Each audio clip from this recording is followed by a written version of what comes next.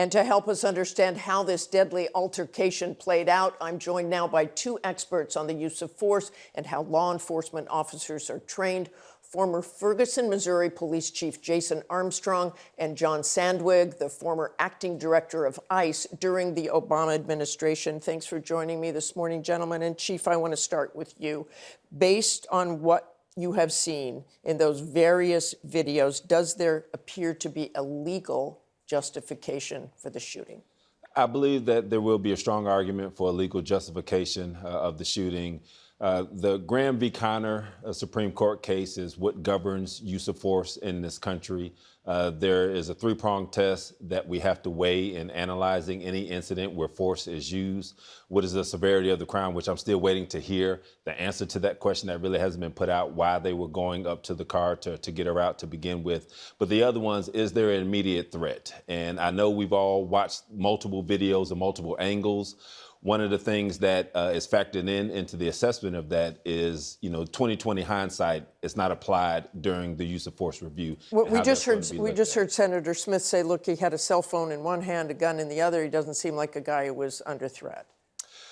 When initially walking around the vehicle, I would agree with that. But once the vehicle starts coming forward, that changes the dynamic of the situation. The other component that is going to be analyzed in this is, in addition to the immediate threat that is there and the officer analyzing that, is what is the totality of the circumstances of everything that's going on. And that's really what the argument is in this situation, because the agent had just made a loop around the vehicle where he didn't appear to be concerned about what that vehicle was going to do. But once the other agents approached the vehicle and then the vehicle started moving, we saw everything change very quickly. And Mr. Sandwig, we've seen this latest video. Obviously, they were exchanging words, the officers and Renee Good.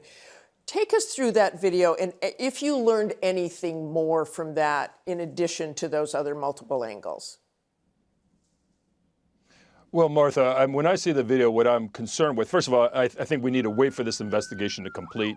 But setting aside whether or not the officer was in imminent fear at that very moment prior to the shooting, what I'm looking at generally in this is wondering, how did we get ICE officers in a position where we are today? We have seen a shift in tactics at ICE that has increased the number of assaults on the agents themselves, exposed them to greater danger, but also increased the number of these incidents that we are seeing. ICE traditionally, these types of encounters that you're seeing here, and especially this role of these protesters and these observers, this is a new environment for ICE, and it's not one that's part of their core mission.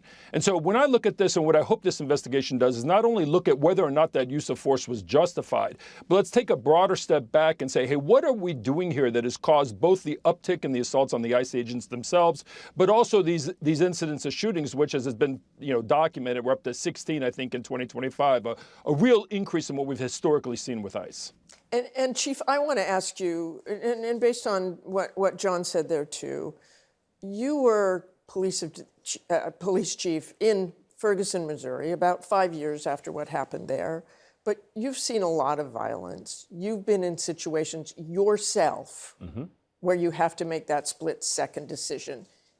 What you've seen, is that the way you would have handled it? Absolutely not. One of the things that we've really tried to accomplish in law enforcement, especially municipal law enforcement, is putting in policies, putting in tactics, giving our officers training that emphasizes the sanctity of life. And not just me protecting myself and the sanctity of my life, but the sanctity of life of everybody that's involved in whatever interaction we may be dealing with.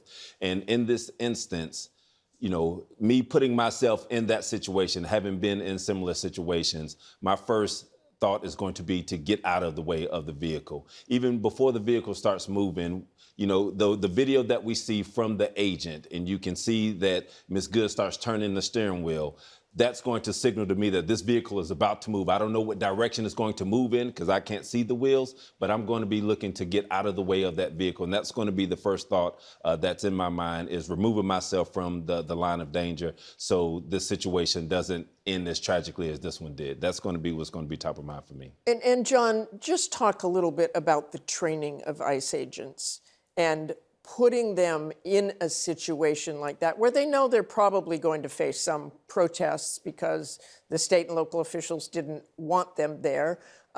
So talk about the training of an ICE agent in a situation like this. This isn't normally what they do.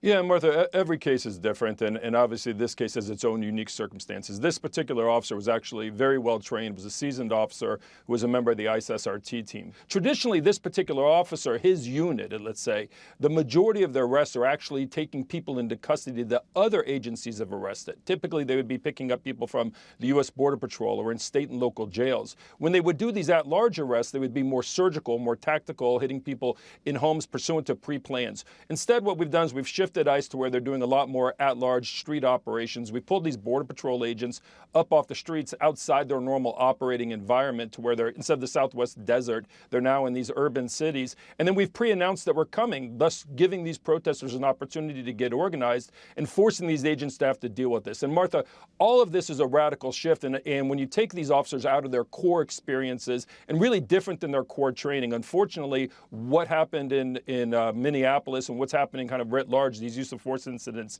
is really what you have to expect. Okay, thank you so much for joining us this morning, both of you. We appreciate it.